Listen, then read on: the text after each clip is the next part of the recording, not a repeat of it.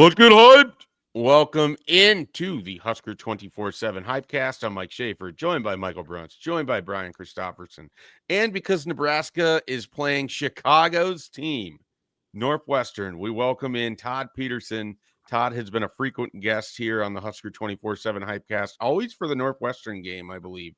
Todd, is that correct? Have you ever been a part of a different game? Because this is like the fourth or fifth year you've joined us. Yeah, I think 1 year, I think it was COVID. I think it was 2020. Things were weird, and I think I had Iowa, if I recall correctly, which wasn't Black Friday, right? I don't know, but I think there was one year. But I wouldn't lean too hard on my HypeCast record for that particular reason. But here we are. Chicago's Big Ten team. I'll be the owner of that, I guess. I mean, if it makes you feel better, the HypeCast record overall is pretty spectacularly bad. Starting when it did to how things have gone in recent years. And, it's not like anybody's out here with a great HypeCast record outside of Bruns's oddly specific predictions, which tend to hit at least once a year generally. So he's pretty much the high point here. I think we wanted to start today's show on a very specific topic before we get to offense, before we get to defense, before a random special teams question makes its way in. We need to know, has Todd Peterson ever been part of a players-only meeting? I'm trying to think. I don't know if this is the CTE or what, but none of them jump out to me. I know it's not like I wasn't there through some turmoil through 2005 to 2008. So I'm sure we were, but obviously they didn't stick with me. So do you if you're in a players only meeting, do you know you're in a players only meeting, or is it just like you just show up and it's like it's meeting time? You might have been in one and you didn't even know. I'm in the era of T9 word texting, so that's the only way we would have organized said players only meeting. So I don't know. We could have just been sitting in there and where are the coaches at in this? But it's hey, this is a players only meeting. Everyone gets kind of excited. Get out of here.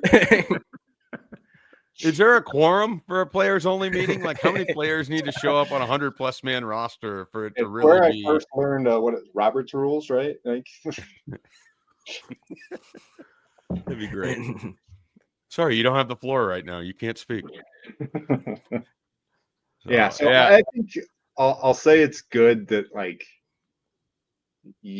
we talk culture, we talk all these things of everything, and coming off a loss like last week, it's going to get thrown back to the forefront again.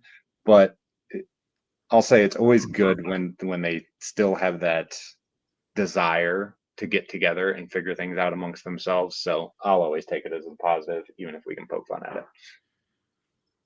All right. Well, we will now jump into Nebraska's offense, which looked as bad as it has in a long time. On Friday against Minnesota, the Huskers only scored 6 points. Dylan Raiola sacked 9 times.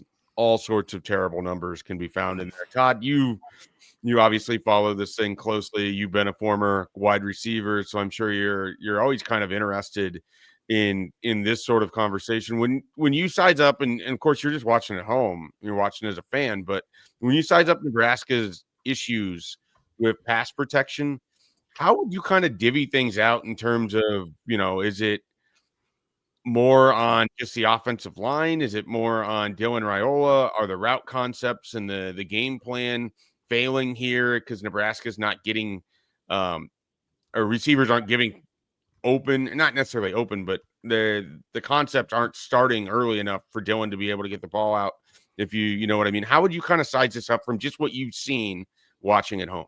Yeah, it's nearly impossible to know the direct cause of each individual play and its failures just watching at home. Even if it's the exact same route concept or protection concept that I've seen when I played, you just don't know. I'll say it's pretty evident it has evolved from, I think, at the Michigan game, and I was in the stands for that one. I was at that game. It looked like they were just struggling to block edge players, to where watching on TV last Friday night, it looked like people didn't know who they were supposed to be blocking, or still the occasional just getting beaten one-on-one situations, to say it nicely. Like, so it's a gamut of all those things. You can't know each individual one, but I'll say it certainly seems to be snowballing to where they're getting new and varied ways, and it looks like people are getting uncomfortable. And it's across that entire spectrum. I think the best thing you can probably do now, and I would hope your offensive coordinator Dana Holgorsen, like playing against him in college and those Texas Tech teams, have an immense amount of respect for how efficient they were, but also how simple they were. Like, I think that's the thing they probably need at this point, is to simplify things. So if you're going to get beat physically, but you can't just have two guys blocking one and nobody blocking the other one. BC, Brunson and I spoke on Wednesday about just sort of what the coordinators and specifically Dana Holgorsen had to say. What stood out to you when you were in the room Tuesday as he was kind of talking through the sort of wreckage that was Nebraska's offense on Friday, and sort of where do you think that leaves things heading into this game against Northwestern? Yeah, I mean, he tackled a few topics that I think people were pretty interested in, like Ja'Cory Barney only had the one touch, and he mentioned, like, you know, he was like the primary receiver on like 4 or 5 plays. So it is interesting to get under the hood and some of the talking points from like the first 48 at 72 hours after a game. You do get some explanations for them. Like Dane Key was targeted like 3 times. That doesn't mean they don't want to highlight getting them the ball more, and I think they need to. And he also said, you know, that he probably did get away from the run a little bit in the second half, more than he wanted. Obviously, the fourth quarter, as he mentioned, you're trying to rally in that situation where it gets to 14-6 and 21-6, and so you're probably going to throw the ball more. So it was one of those things where everybody's sort of like pointing the thumb back at themselves, but they're also, you know, looking at like how they can help someone else do their job better, how he can help Dylan do his job better, and get the ball out quicker. So that's on his mind.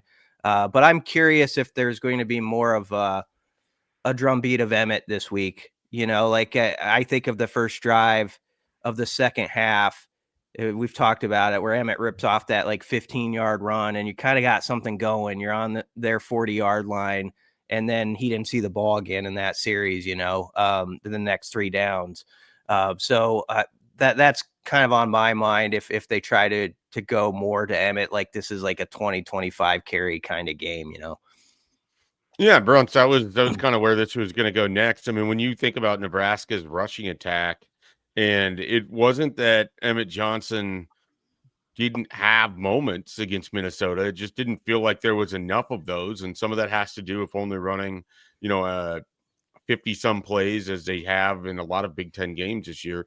How do you see, or do you anticipate any real change for Nebraska as they try to run the ball? Or is it just, as BC was kind of alluding to, more of a renewed commitment to it?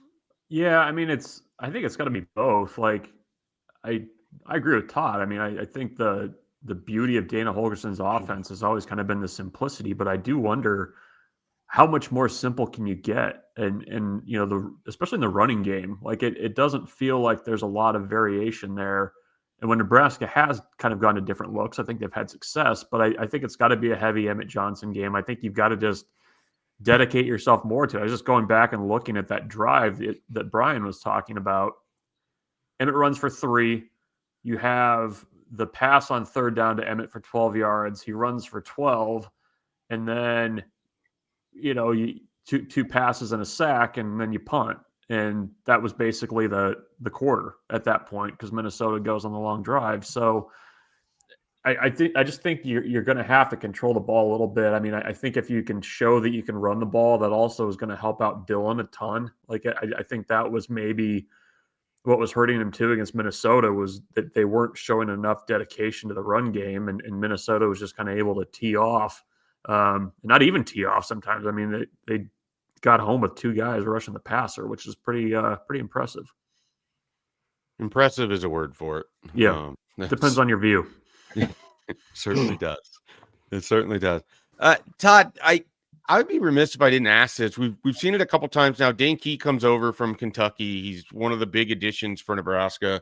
They've kind of blessed with an offensive, with a wide receiver room where you've got guys like Ja'Cory Barney and Dane Key and Isaiah Hunter, in addition to Emmett Johnson and Luke Lindenmeyer and other wide receivers behind him. So there's a lot of people out there. You played the position. What's the potential for the frustration level for somebody like Dane Key? Because you've had a few games now where you're at least getting targeted, but you're not coming away with catches. What is that kind of experience like as a wide receiver when you're out there, you're running all these routes, you're trying to help the team, but there's only so much you can do if you don't get the ball? Yeah, I think it's an interesting concept and one that, again, like I go back to that lead share, and I know Dana's not like pure air raid anymore, but their concept of balance with spreading the ball to different players more so than run past 50-50 and how that may change going into this week or not. I'm not to say, but I think as a receiver, at least when I played, I was never frustrated if I didn't get touches, if I felt like, the quarterback was making the decisions that needed to be made, right? Like if the ball is going where it needs to go, that's great. Like you hope there's enough of a team first mentality that's not going to be an issue. At the same time, like it can be frustrating, but there are other ways to contribute. And I think this wide receiver core is talented enough that they can find playmakers in different areas. The problem, I think, comes when it seemed like Dane Key didn't get a look. Ja'Cory Barney wasn't getting a look. Unfortunately, there were some times, that big play down the sideline to Hunter where he could have made a play and it just wasn't there. Like the frustration comes when it's a collective issue there. So I think that's something you can stick through when there's team success and the things that are kind of designed to happen are happening. So you just hope they can kind of get back on the right track with that this week. Bruns, what is the situation for Nebraska's offensive line? Elijah Pritchett should be back, coming off of being suspended for the second and quarter and then the second half in that game for the targeting call. And then Rocco Spindler, we've heard it's largely a pain tolerance. What are you expecting with the offensive line this week? Yeah, I mean, they need to have a bounce back game. I mean, I think having Pritchett back helps. At least with Spindler, it sounds like a pain tolerance thing. Like you said, there was apparently a bone sticking out of a finger at some point and was sent to the hospital, which is never good. But he had surgery and practiced yesterday, which good on him. But I guess maybe you club it up and give it a go. But that whole group just needs to be better. I mean, I think, the communication part of it seems like such a big deal now. Like Todd said, it seemed like at times during that Minnesota game where guys were on different protections, didn't know who to block. And that can be corrected. Like that has to be corrected. I mean, it's one thing if you're, just facing a superior pass rusher and he gets to the outside on you. It's another thing if you've got a running back and a tackle blocking the same guy and giving a free run to a defensive end. So it's just got to get better. I mean, there's no way around that. And we'll see if they can. But I do think having Spindler and Pritchett and Spindler, whatever percentage he's going to be able to play at, I still think gives them their best look at that guard spot. I mean, it was really kind of rough after he left the game last week.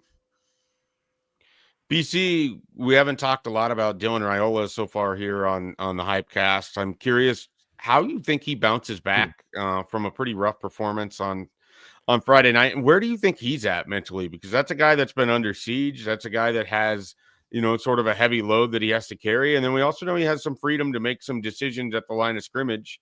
And sometimes, that freedom may not have worked in Nebraska's favor with some of the checks that he checked in and out of on Friday night. Yeah, first off, I don't know if Bruns has used the phrase "club it up" since he was 22 years old. Like It's he true. Dylan, it's interesting. You do wonder how a quarterback processes that after taking hit after hit, even if some of them could be traced back to him, and like if there's frustrations at his O-line and stuff like that. That's why I know we jested about the players only meeting, but Dylan talked about that at the press conference.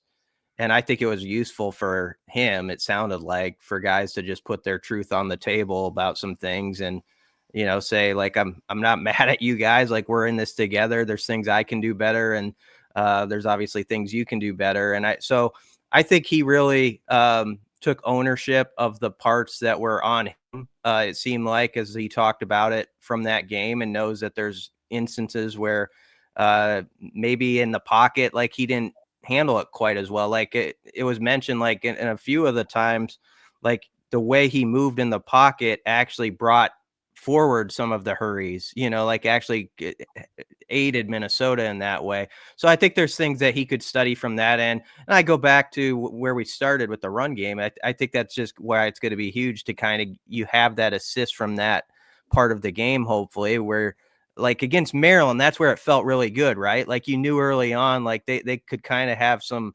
authority running the ball. There was a drumbeat to it. And even when things went askew with the interceptions and stuff, you felt like that was always there.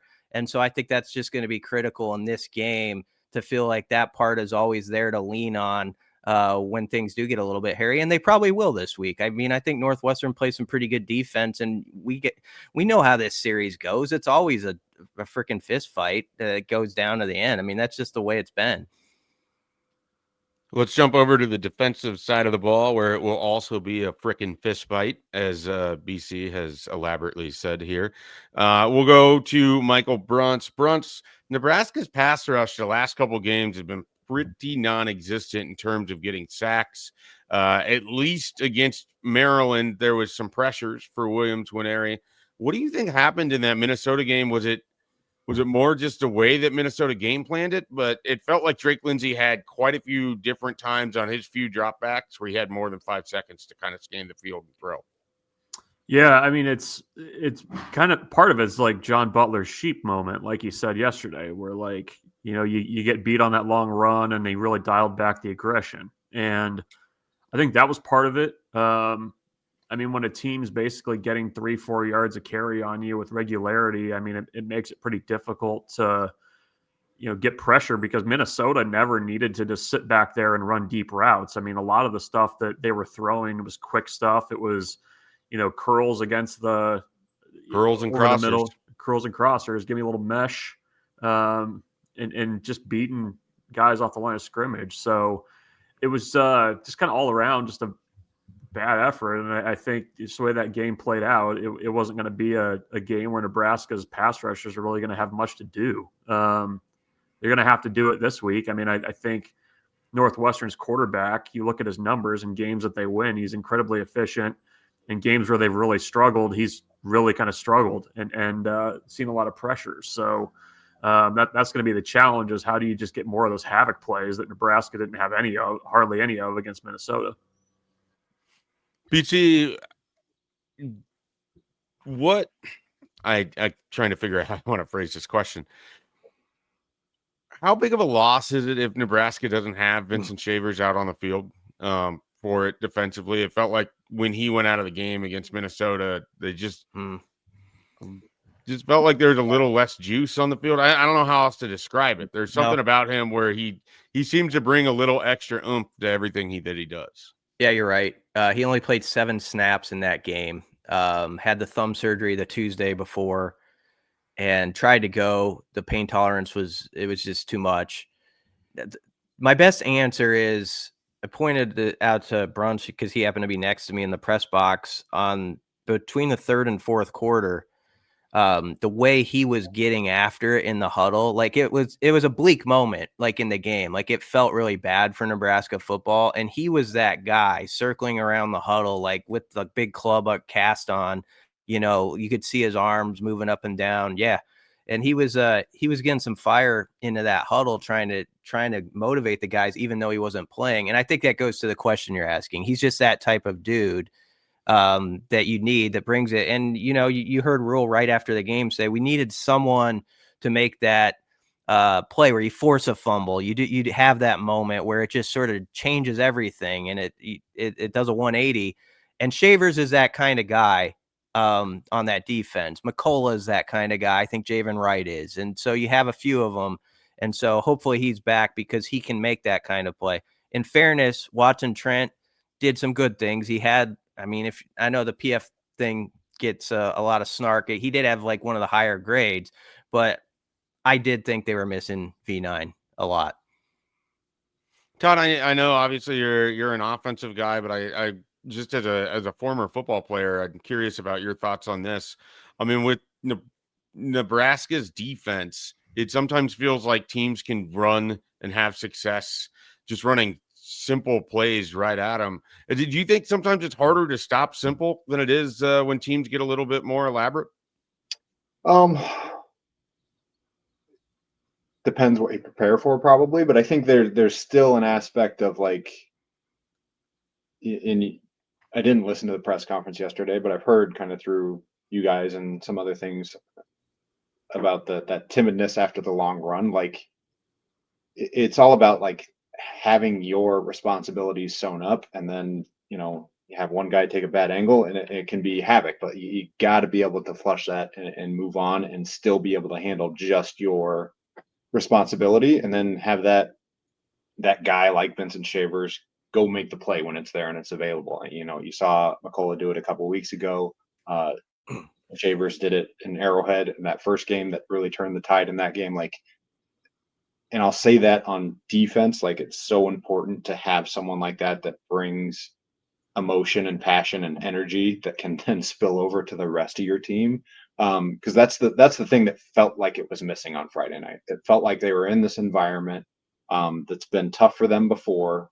Always seems to be a night game up there where they're really excited and they love beating the drum of beating Nebraska, to where they needed something to get them some energy. And I think making sure everybody knows their responsibilities for those simple plays and feels freed up and isn't still thinking about those previous mistakes, because when you're thinking about not making a mistake, you're not going to make those plays.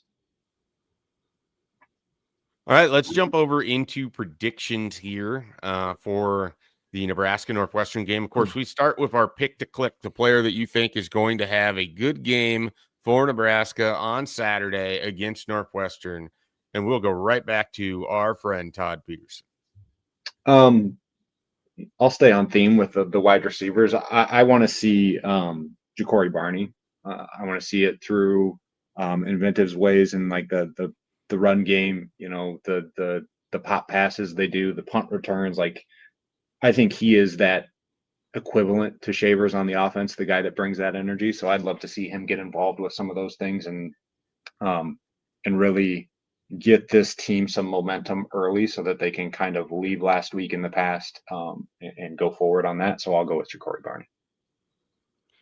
I'm going to go Williams Nwaneri, who I thought had kind of a rough game at times against Minnesota. I think he has a bounce back here against Northwestern. I think he accounts for a sack and a few more pressures, hurries, and a quarterback knockdown. I think we continue to see his progression for what he's going to be in the future, and a solid game for him on Saturday against this Northwestern offensive front.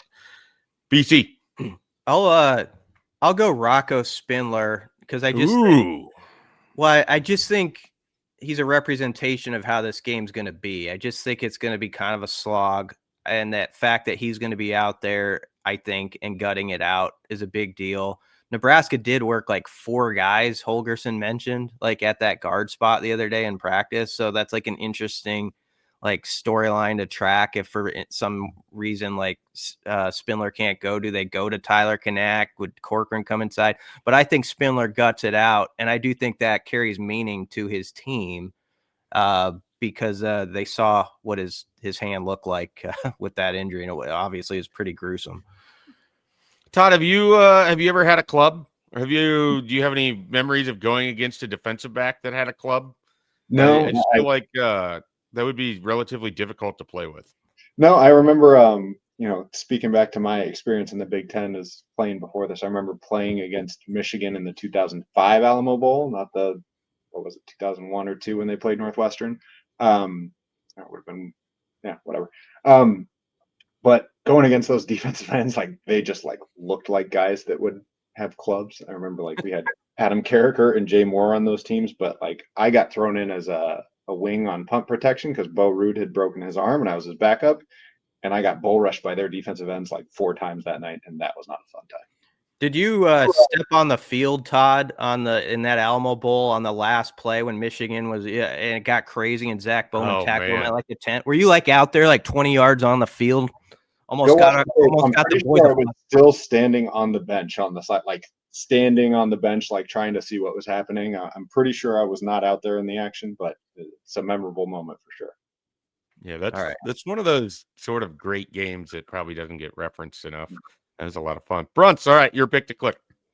It's going to be an Emmett Johnson game. I think Nebraska's going to feed him. I think they're going to use him in the passing game. I think he's going to have a really strong game in pass protection as well to bounce back from last week. I think he answers the call. I think Dana Holgorsen is going to go out of his way to make sure that Nebraska does things in the run game, probably turns to the crowd and does the "Are you not entertained" kind of thing. And I think that's where this one might be headed a little bit, little old-fashioned Big Ten football. Let's dive into our oddly specific predictions for Saturday, and we're going to start with BC. Okay.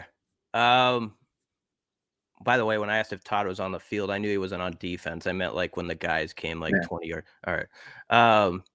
Kyle Cunanan is going to hit a key fourth quarter field goal. I think it's going to be a tight game, and it's going to be 41 yards. It's going to just inside the left upright, like one of those where you're like, did that even, maybe touch it a little bit? Goes through. And I also expect a Cade Petchak sack and sort of a Terry. This is for people of a certain age, sort of a Terry Keneally celebration, like the old Orange Bowl. I don't know if he's seen the footage, but sort of a just big D lineman, like letting it have it like that. So those are my two calls. Okay, let's go to Brunts. Nebraska has not forced a turnover in 2 games. I think they forced 2, at least 2. They get 2 picks. I don't know anything about fumbles, but 2 picks. I think Sierra Wright gets one. Like Andrew Marshall gets one. I think that Sierra Wright is going to bring it back to Northwestern's 5-yard line. I don't know how far he's going to run it back. It's not here yet. But he gets it back to the 5, setting up a very painful trip into the red zone for Nebraska that ends with a 3rd down run for a touchdown by Emmett Johnson after Nebraska just pounds away on 1st down, fade long into the corner of the end zone on 2nd down, and then Emmett runs it in. So Sierra Wright interception to the 5, setting up a Emmett Johnson touchdown run on 3rd down. Andrew Marshall just gets the pick, but I think Sierra Wright's going to be the one that's going to set up a nice touchdown for Nebraska.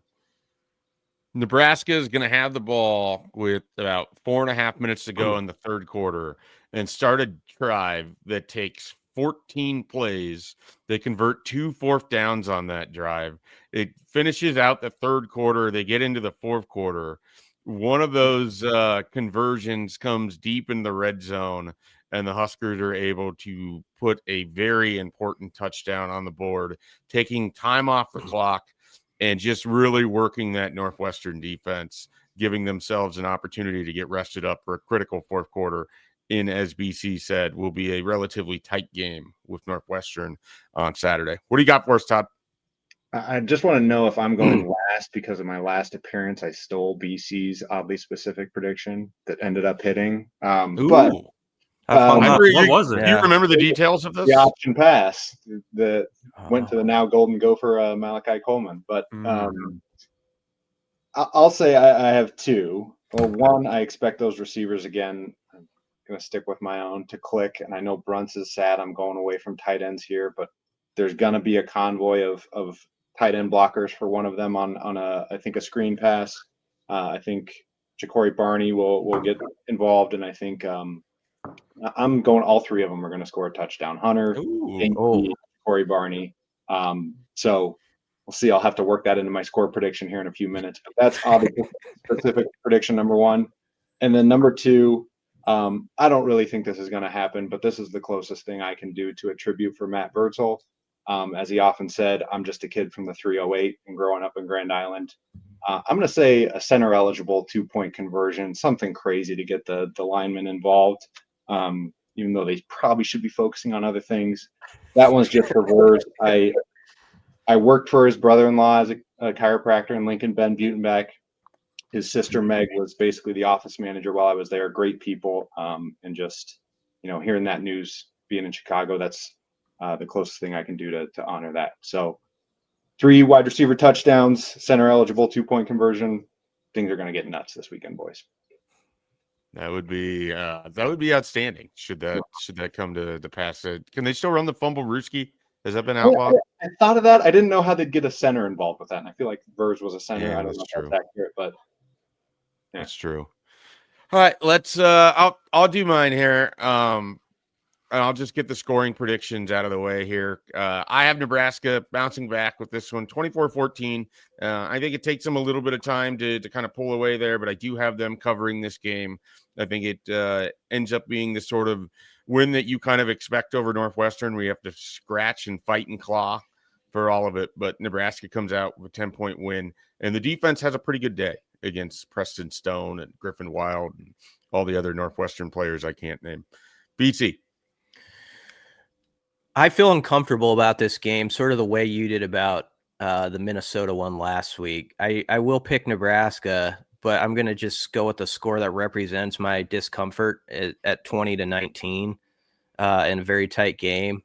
But it is, as long as we've been doing this, it is a different week than any other, and just like sort of how it's been set up. Like, I mean, right after the game, you had Emmett with this is a critical week for our program. That's like 15 minutes after the game. In the post game, you have one of your main players saying that. Rule with we have to stand up this week. And actually the money quote about, if we don't do these things, boo us. And all that creates a fascinating dynamic at the stadium, like how this game starts. Like if Nebraska needs a few good things happen early, because I think this crowd will rally around them, and we're all in this together type of deal. But if it's looking disjointed early on, it'll be really interesting, like what the reaction is and how the team responds to that reaction. So there's like a lot hovering over this game that leaves me a little uncertain. We'll go to Michael Bruns before we finish with Todd Peterson. I think Nebraska gets it done. I think it's going to be ugly at times, but I think that's okay coming out of last week. So I'll say Nebraska 24, Northwestern 17. But Nebraska gets a couple stops late and gets to a bowl. All right. How is Todd going to work in those 3 passing touchdowns, a 2-point conversion? Puts me at 22 with 2 field goals for Cunanan. I'll give BC his oddly specific field. Oh, nice. Thank you. Well, I'm going to go 28-24. I'm equally uneasy with this. Northwestern always puts up a battle. I think it's very possible, like as BC mentioned, it would be so interesting to be in that stadium as things kind of unfold.